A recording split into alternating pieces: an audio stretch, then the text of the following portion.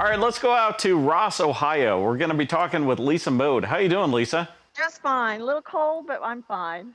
What do you have there? I have with me Wendy and her partner, Willie Nelson. They're both part of our therapy horse group. Wendy, and you said Willie Nelson. Willie Nelson. Okay. I mean, that's quite an achievement in life when you can get a therapy horse named after you. Yeah. He's always well loved. All right.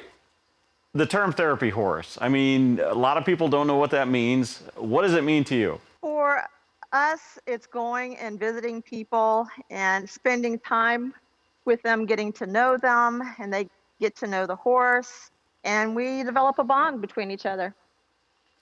Okay, and how long have you been doing this? For about 8 years. 8 years? Hey, how does somebody get into this? For me, it was by accident. I had big horses when we bought our farm a couple of years back, and I was out one day bored, went to a show that had miniature horses in it, fell in love, and came home with 2 of them.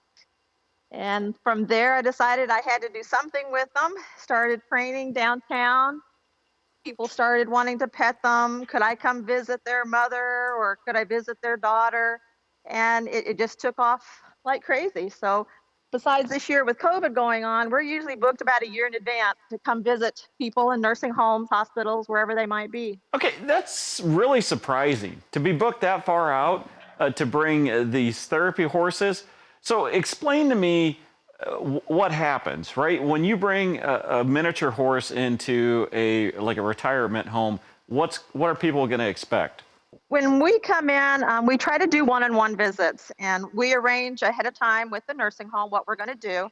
So we will go around either room to room, or we'll go from, if they're in one big great gathering place, then we'll go and visit with everyone. And they love seeing the horses. A lot of them grew up with farm animals or horses, mules, whatever, and it brings back a lot of really good memories for them. So, and it usually lasts about an hour, and then we go back out and come back home. All right, horses, they're not dogs, right? And probably aren't trained like dogs. So when nature calls, when you're in these nursing homes, does it just happen? No. Horses, luckily, are very regulated when it comes to that. So we have them potty on command before we go in, and that gives me about 2 hours before I need to worry about it. So we're very careful about that, because that's not good. No, that wouldn't be good. What are you seeing? I mean, what's it mean to you when you bring these horses in to people that are in a retirement home to see them smile? I remember watching on one of the videos, you actually said this is the only time that some of the people actually come out of the room. Correct. When we first went in, to me, it was just fun. It was something to do. I enjoy being with people, so it was a good thing. Mm-hmm. But, more and more, one by one, we would go into a room and they would tell us, oh, she never talks. Don't worry. She's listening, but she won't ever talk. And lo and behold, just a few minutes, we were getting, a 20-minute story about her beloved horse she had as a child.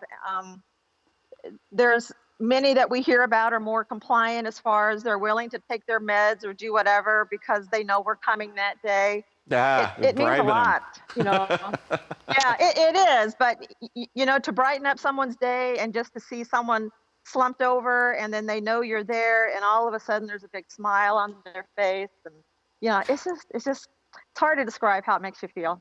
And you're using these two to calm people down in airports, is that right? Yeah, we do. That's been interesting, too, because that's completely different.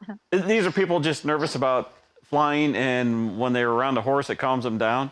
That, and they come in, and a lot of times they think it's a dog they're going to be looking at, and they're just surprised, and we have great conversation. And a lot of people have told us they came in and were nervous, but it's like, hey, if you've got a horse at the airport, it must be safe, right? So I don't need to worry about anything. It's like, yeah. Lisa, if people want to find you on social media or the internet, where do they go? You can go to our website, which is www.therapyhorses.com, or we have a Facebook page called Seven Oaks Farm, or you can email me at Lisa@therapyhorses sharkfarmer.com. Lisa, I really hope there's someone in your family with the first name Beast. Maybe. Or Allah. No. You know, we are ice cream fans, let me tell you. Well, Lisa Moad, thank you so much for taking the time to talk to us. I know it's cold out there, but you're doing a great thing, and I'm glad it's getting out to people and they can see the benefit of it. Lisa, thank you very much. Oh, thank you. Glad to talk with you. Thanks for spending some time with us here on Shark Farmer TV. For more stories about people in agriculture, catch my shows on Rural Radio Channel 147 Sirius XM. There's more in-depth discussions on my podcast, and of course, you can check out previous episodes of this show on my YouTube channel. Find out more at sharkfarmer.com.